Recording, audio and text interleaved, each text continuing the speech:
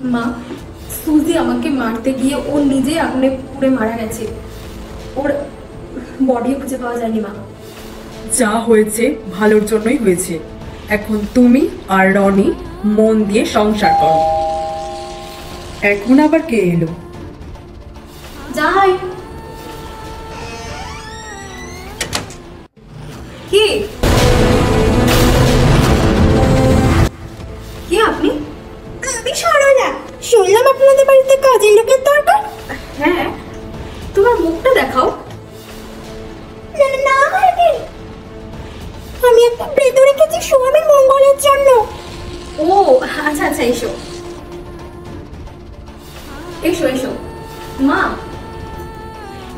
তাহলে সব বুঝে নিলে, এবার চটপট কাজ শুরু করে দাও।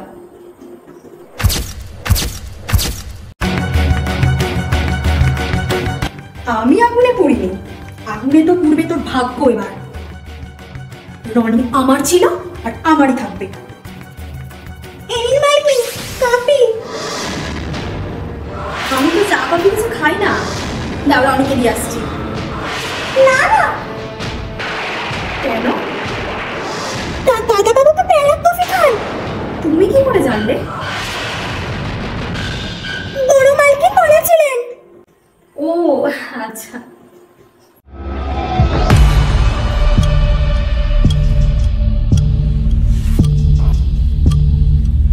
সরলা, কি করছিস এটা? সুজি, তুমি মারা যাওনি? এইটা এবার আমি তোকে খাবো।